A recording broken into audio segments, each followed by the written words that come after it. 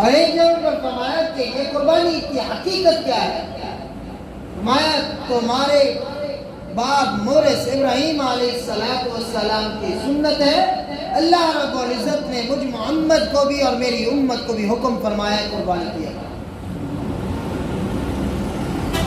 ابراہیم علیہ السلام کا ماقبل جمعہ میں تذکرہ ہو رہا تھا کہ میں نے بتایا کہ 4 بڑے بڑے امتحانات ہوئے اور ان میں کامیاب ہوئے۔ پہلے امتحان یہ تھا کہ توحید کے بدلے میں جو ان کو انعام ملا قوم کی طرف سے وہ آگ کے اندر ڈالا گیا۔ یہ پہلا انعام ہے۔ توحید کی بات کی، ایک ہی اللہ کی بات کی، مایا کہ سب کچھ جو کچھ ہو رہا ہے یہ میرے رب کی طرف سے، باقی کوئی کچھ نہیں کر سکتا ہے۔ اور اسی کی دعوت دی کہ موجد بھی اللہ ہے، خالق بھی اللہ ہے، مالک بھی اللہ ہے، رازق بھی اللہ ہے، شفا دینے والا بھی اللہ ہے، دکھ سکھ دینے والا بھی اللہ ہے، اللہ کے علاوہ اور کوئی ذات نہیں۔ کہ اپنی چاہت اور کوٹھی اور بنگلے کے لیے بات نہیں تھی کہ مجھے کوٹھی ملے، بنگلہ ملے، مجھے یہ نام ملے، نہیں، رب کی رضا کے لیے کر رہا ہوں، صرف اللہ مل جائے، صرف اللہ مل جائے، اس کے لیے باپ کے سامنے گیا، ماں کے پاس گئے، اماں جان ابا جان کے موجد کون ہے، الہ کون ہے، معبود کون ہے؟ پہلے ماں سے پوچھا، اس نے کہا تیرا باپ۔ کہا چلو باپ، آپ کا بات تو سمجھ میں آ گیا، لیکن باپ کا الہ کون ہے؟ کہا نمرود۔ کہا اس کا پتہ نہیں، آ جاتا ہے پوچھ کر بتا۔ جب آئے تو پوچھا، کہا کہ ابراہیم تبدیل ہو گیا، ابراہیم تبدیل ہو گیا، پتہ نہیں اس پر جادو ہو گیا، اثر ہو گیا، کیا ہو گیا۔ جب کسی کا بچہ دین میں آ جائے، دین پر چلنا شروع ہو جائے، جماعت کے ساتھ، نماز کے ساتھ، وہ دکھ سکھ کو چھوڑ کر ایک ہی اللہ کی عبادت کے لیے چل پڑتا ہے، پتہ ہے ہمارے بچے کو کیا ہو۔ آج بھی یہی ہے ذہن میں، یہ معلوم نہیں ہے کہ میرا بچہ سب سے زیادہ اچھا ہو گیا۔ تو وہ آئے تو حضرت ابراہیم علیہ السلام نے سوال کیا، اے ابا جان، تم جو عبادت کرتے ہو کس کی کرتے ہو؟ کہا نمرود کی۔ کہا نمرود کا رب کون ہے؟ لاجواب ہے۔ جا کر نمرود کو بتایا کہ میرا بیٹا ابراہیم اس طریقے سے سوال کرتا ہے۔ تو انہوں نے کہا کہ یہ تو بہت خطرناک بات ہے۔ جب پوچھا گیا تو بہت ساروں سے بات ہو رہی تھی، کہ ایک باپ سے بات نہیں تھی، جو جاننے والے، جو رشتہ دار، جو قوم اور قبیلہ کے وہاں لوگ موجود تھے، سب سے یہی بات ہو رہی تھی کہ لا الہ الا اللہ، سب سے یہی بات ہے۔ لیکن اس بات پر فیصلہ ہو کہ ان کو آگ کے اندر ڈالا۔ تو اللہ نے فرمایا تم میرے ابراہیم کو ڈال رہے ہو، یہ دیکھنا چاہتے ہو کہ مجھ رب کی طاقت کتنی ہے، میری رب کی غیرت کو تم جھنجھلا رہے ہو۔ رب تو رب ہوں میں، تم کہتے ہو کہ نمرود آنا ربکم الاعلی،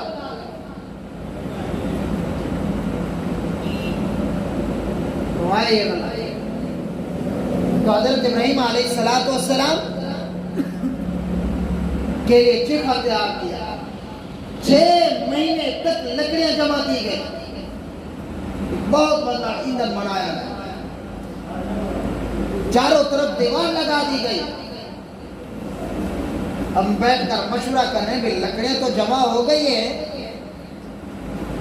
آگ بھی لگ گئی ہے، اب ڈالے کون اس کو؟ کہ تھوڑی سی آگ تو نہیں ہے ایسے پکڑ کر باندھ کر ایسے ڈال دیں، وہ تو دور دور تک قریب نہیں آنے دیتی. آسمانوں کو اس کے شعلے چھو رہے ہیں، اوپر سے پرندہ گزرتا ہے وہ بھی جل کر راکھ ہو کر نیچے آ جاتا ہے، اس کو ڈالے کو. تو ابلیس پہنچ گیا، جبہ کبہ پہن کر چلا گیا، جا کر بیٹھا، کہا کہ بھئی ایک من جمیل یعنی ایک پگھوڑا بنایا اور اس کے اندر اس طریقے سے ڈالا جائے ورنہ کسی کی کوئی طاقت نہیں. اور جب وہ پگھوڑا بنایا اس کے اندر بٹھایا تو ابلیس بھاگ گیا. ایسا نہ ہو کہ خدا کا عذاب آ جائے. میں اس کے اندر رگڑا تھا. اب تو بھاگ جاتے ہیں جہاں رب کا عذاب آیا ہوا ہے، سیر و تفریح بنا کر ادھر پہنچ جاتے ہیں کہ ہاں کیا ہوا کیا ہوا. وہ ابلیس کو بھی معلوم تھا جو انسانوں کا کھلم کھلا واضح طور پر دشمن ہے کہ اگر میں یہاں رہ گیا رب کا عذاب آیا تو میں بھی نہیں بچا. تو اس پنگوڑے کے اندر جب بٹھایا اب ڈالنا شروع کیا تو ایک فرشتہ آیا، آ کر کہنے لگا کہ میری کوئی مدد، میں مدد کرنے کے لیے تیار، ایک پر ماروں گا یہ ختم ہو جائے گا. فرمایا نہیں، آج تو میری مدد کرنے کو تیار ہے. آپ کو کس نے بھیجا؟ ویسے آئے آپ کی ہمدردی کے لیے، ہمدردی جتانے کے لیے. آج تیری کوئی ضرورت نہیں. آج تو ہمیں ضرورت پڑ جاتی ہے ایک طویل دھاگا دینے والے کی. جب دیکھتے ہیں جا کر پاؤں میں گر جاتے ہیں کہ تیری ضرورت ہے، ہم نے رب کو چھوڑ دیا ہے. حالانکہ وہ اسباب کے درجے میں تھی،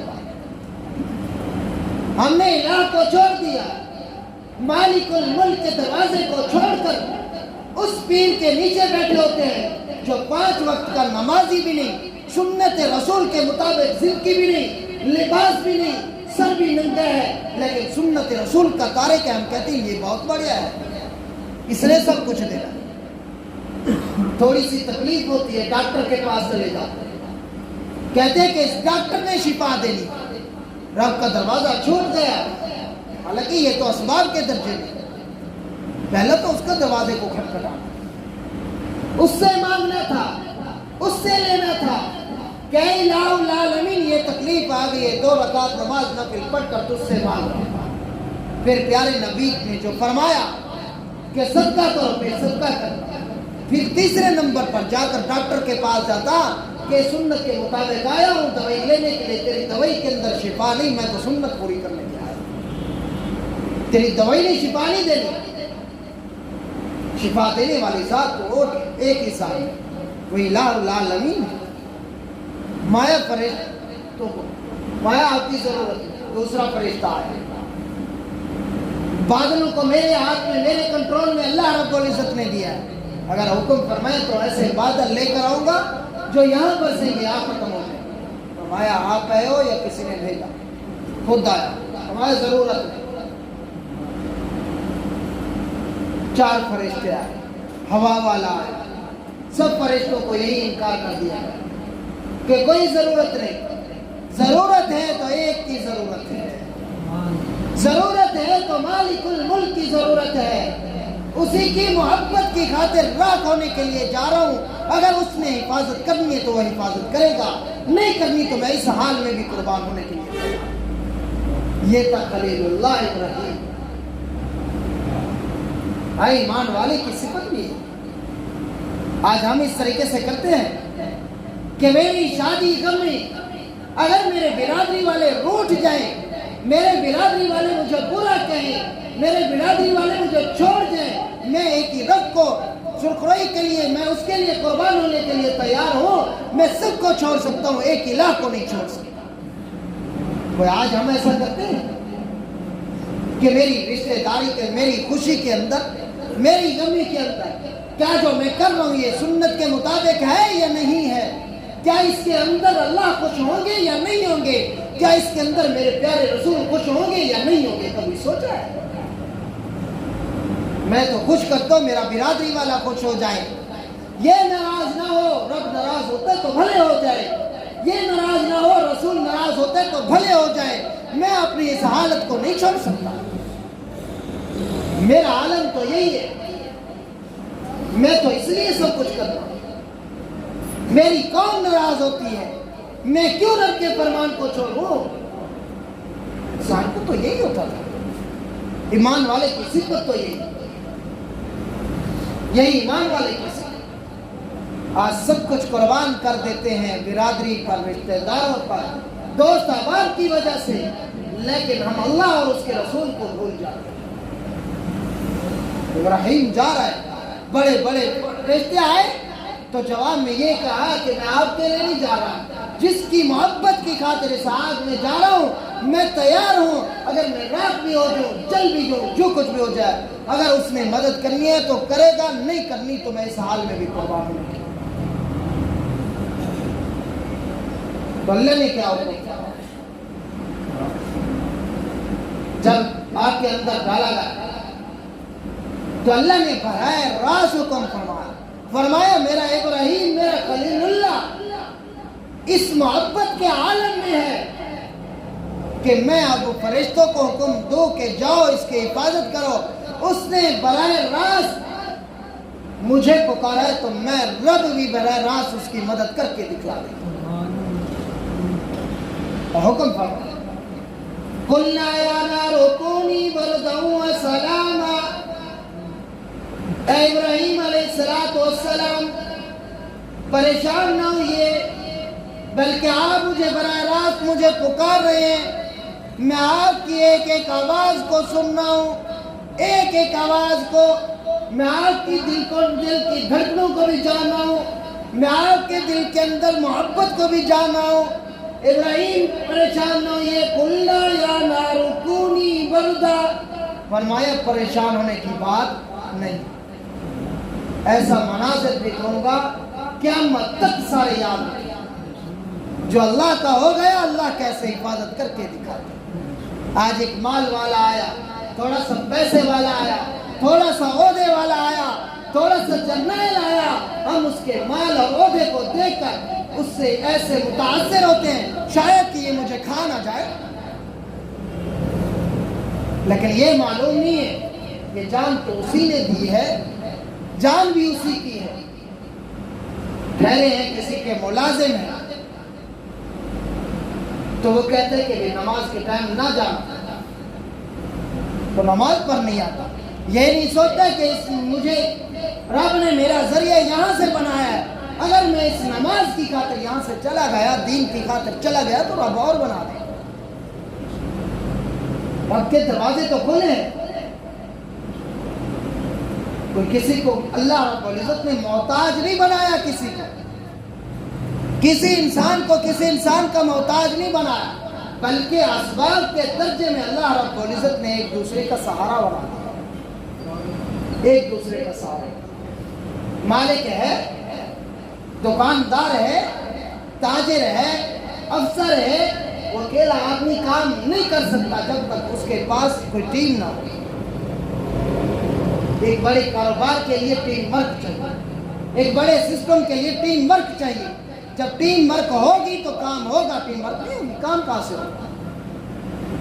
وہ کام نہیں کر سکتا۔ ابراہیم خلیل اللہ کے بارے میں اللہ نے براہ راست آگ سے مخاطب، اے آگ قلنا یا نار کونی بردا وسلاما علی ابراہیم، سلامتی والی ٹھنڈی، سلامتی والی ٹھنڈی ہو جائے۔ یہ نہیں فرمایا قلنا یا نار کونی برد کہہ دیتے علی ابراہیم، فرمایا ٹھنڈی، برد کا معنی ٹھنڈی، بردا وسلاما، اتنا ٹھنڈی ہونا جو سلامتی بات، اتنا ٹھنڈی نہ ہونا کہ برف جم جائے. آگ جل رہی ہے، ابراہیم بیٹھے، آگ جل رہی ہے، ابراہیم بیٹھے ہیں. نمرود کی لوبی اوپر سے چل رہی، جب دیکھا اوپر سے بھی وہ تو راکھ ہو گیا ہوگا، اوپر سے جھلکی کی، جب دیکھا تو دیکھنے میں یہ آیا کہ ابراہیم بیٹھے ہیں اور اللہ کی عبادت کر رہے ہیں اور سکون اور راحت میں ہیں اور پھل بھی کھا رہے ہیں. فرمایا کیا رب تیری شان ہے، اگر تو آگ کے اندر اس کی حفاظت کر کے اس کو رزق کھلا سکتا ہے تو ہماری حفاظت کیوں نہیں کر سکتا؟ آگ کے اندر اس کی حفاظت کر کے اس کو رزق کھلا سکتا ہے. تو جب ہی دیکھا تو فرمایا ابراہیم لا الہ الا اللہ، میں اس اللہ پر ایمان لے کر آتی ہوں. ابراہیم تیرے رب پر ایمان لے کر آتی ہوں. اسی وقت کلمہ پڑھ لیا، اسی وقت کلمہ. اور انعام کیا ملا اس لونڈی؟ انعام کیا ملا؟ آئی تو پہلے تھی. رسول اللہ صلی اللہ علیہ وسلم نے ارشاد فرمایا عائشہ، عائشہ آپ کو جو مقام ملا ہے کل قیامت کے دن آپ بھی میرے ساتھ ہوگی. اور ابراہیم علیہ السلام کو دیکھنے والی اور نمرود کی لونڈی بیوی آسیہ بھی میرے ساتھ ہوں گی اور وہ بھی میرے نکاح میں، وہ بھی میرے نکاح میں. یہ انعام میرے بھائی زندگی تو گزر جائے، آخر ایک نہ ایک دن چلا جاتا ہے. موت ہے جیسے بچے کو وہی سوال دماغ میں کھول رہا ہے. یسوع نے کہا کہ رسول اللہ صلی اللہ علیہ وسلم کا فرمان ہے کہ پہلے سب میں جو آئے گا اس کو یہ ثواب ملے گا اور وہ اجر زیادہ پائے گا. ہمیں اس بات کا یقین نہیں کہ رسول اللہ صلی اللہ علیہ وسلم نے یہ جو فرمان فرمایا یہ حق اور سچ ہے یا نہیں ہے. اگر یقین ہوتا تو جو پہلے آنے والا تھا وہ پہلے سب میں بیٹھتا، جو دوسرے آنے والا تھا وہ دوسری سب میں بیٹھا ہوتا. لیکن ہمیں یقین ہی نہیں، زبان پر بات ہے، معلومات تک ہے لیکن یقین نہیں. اور اس لیے میں اکثر کہتا ہوں کہ بچوں کی تربیت ٹھیک کیا کریں. اگر بچوں کی تربیت ٹھیک ہوگی یہی بچے صحت مند ہوں گے اور ان کی تربیت ٹھیک ہوگی، آگے اچھی ان کو تعلیم دلواؤ گے، یہی بچے کل قیامت کے دن بھی آپ کے لیے سرخروئی بنیں گے اور آپ کے مرنے کے بعد یہ بچے آپ کے لیے دعا کریں گے. اگر بچوں کی تربیت ٹھیک نہ ہوئی تو پھر یہ بچے آپ کو جب جائیں گے اس وقت روئیں گے دھوئیں گے، بابا جان میرے بابا اتنے اچھے تھے، یہ کام کیا یہ کام کیا یہ کام کیا، لیکن اس کے بعد دعا مانگنے کی فرصت تک بھی نہیں، دعا مانگنے کی فرصت تک. تو دعا یہی ہے کہ اللہ رب العزت ہمیں یہی خلیلی جذبہ عطا فرمائے. وآخر دعوانا